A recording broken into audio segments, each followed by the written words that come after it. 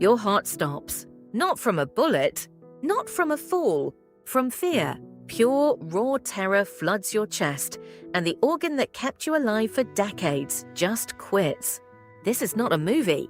It happens in real life. And the same chemical that kills you in that moment can also make you strong enough to lift a car. You're standing at the top of a roller coaster. The bar locks across your lap. The cart tilts over the edge. Your brain has already made a choice you didn't agree to. Deep inside your skull, a small cluster of cells fires off a red alert. It doesn't ask for input. It doesn't wait for logic. It screams one word to the rest of your body: danger. That signal drops like a lit match into a pool of fuel. It races from your brain down to two small glands that sit on top of your kidneys. Each one is no bigger than a walnut.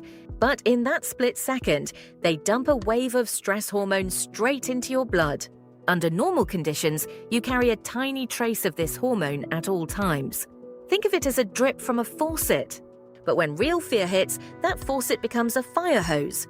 A horror film can push levels up many times higher than your calm baseline. A first-time skydive pushes them far higher still. And a full-blown panic attack can blow past all of those. But here's the part no one tells you. That surge doesn't just make your heart pound faster. It splits into two paths. One path floods your muscles. The other crashes into your heart's wiring. And what happens next depends on how much of that chemical shows up and how fast. Let's follow the muscle path first, because this is where the stories sound made up. A parent sees a car roll off a jack and pin their child underneath. They grab the frame. They pull. And the car moves. Not an inch. Not a wobble. It lifts. Witnesses describe it the same way every time. The person didn't look strong enough. They shouldn't have been able to do it.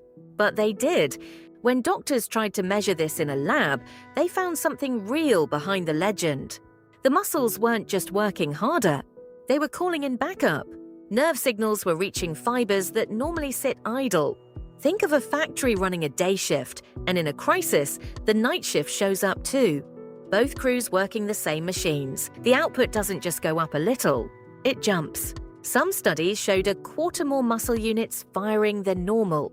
So the same chemical that can stop your heart can also give you the strength to do things you'd never manage on a calm Tuesday. And that creates a strange problem for your body, because the heart and the muscles are fighting over the same supply. Now follow the other path, the one that leads to your chest. Your heart runs on electricity. Not a lot, but enough. A tiny group of cells at the top sends a spark. That spark travels down a set of wires. Those wires reach every corner of the heart, telling each section when to squeeze.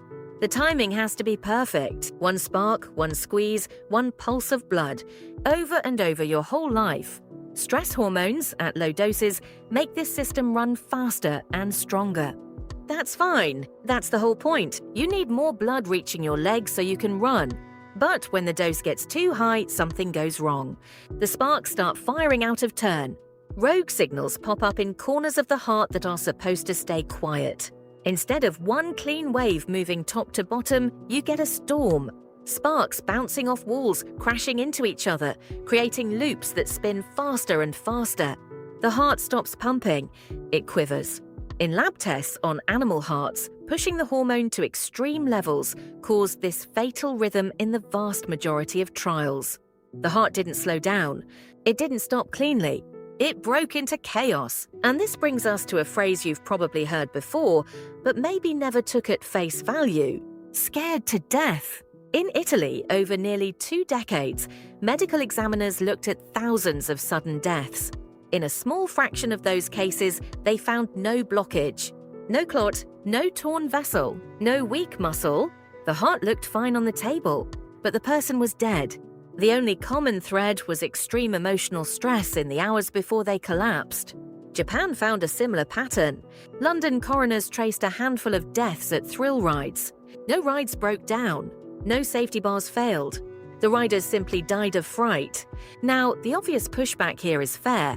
Maybe those people had hidden problems. Maybe their arteries had tiny defects no one could see.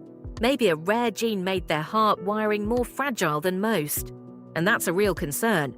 Lab models often use hormone levels far above what even the worst panic attack would produce. The gap between a controlled test and real terror is wide. But what bridges that gap is the sheer number of cases where no other answer fits. The pattern holds across countries, across decades, across age groups. Many of the documented deaths happened in people who were young or middle-aged, not frail elders, not sick patients, people in the middle of their lives. But fear doesn't just attack the heart head-on. There's a second, sneakier way it can kill you, and it comes from the system that's supposed to save you after the crisis ends. Think of your nervous system as two partners on a seesaw. One pushes you up. Heart races, pupils widen, muscles tense. That's the gas pedal. The other pulls you back down. Heart slows, breathing deepens, digestion starts again. That's the brake. Under normal conditions, the gas pedal fires during danger, and the brake eases you down once the danger passes. Smooth, gradual, safe. But sometimes the brake slams down too hard. After a massive surge of stress hormones, the calming system doesn't just nudge the heart rate lower, it crushes it. In patients who had the balloon-shaped heart problem caused by stress, nearly half of them dropped to dangerously low heart rates within minutes of their peak. Their bodies went from full sprint to near standstill in less time than it takes to boil an egg. In a separate trial, healthy volunteers who received a controlled dose of stress hormone had their heart pause for brief stretches. Not slow down, pause. The heart just stopped firing for a moment. This means the danger isn't only the storm, it's also the silence after the storm. And this is where the story of fear and the heart gets more layered than most people realize. There's a condition that lands thousands of people in the emergency room every year, and it looks exactly like a heart attack. Chest pain, shortness of breath, abnormal heart tracings. Doctors rush in expecting a blocked artery.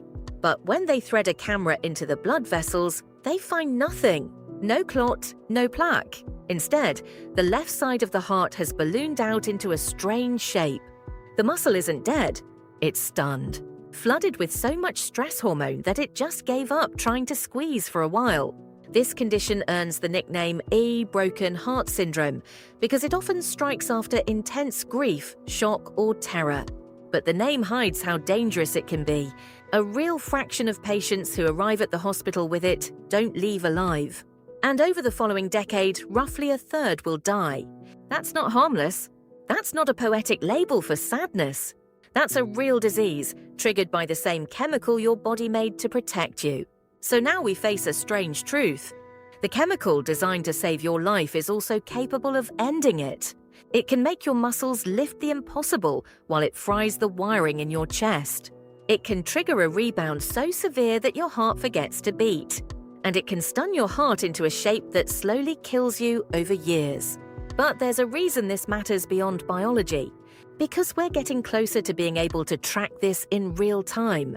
Wearable sensors are already measuring heart rhythm changes that hint at stress surges.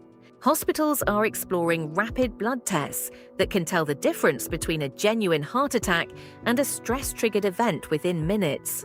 If we can spot the difference fast enough, treatment changes. A clot needs a blood thinner.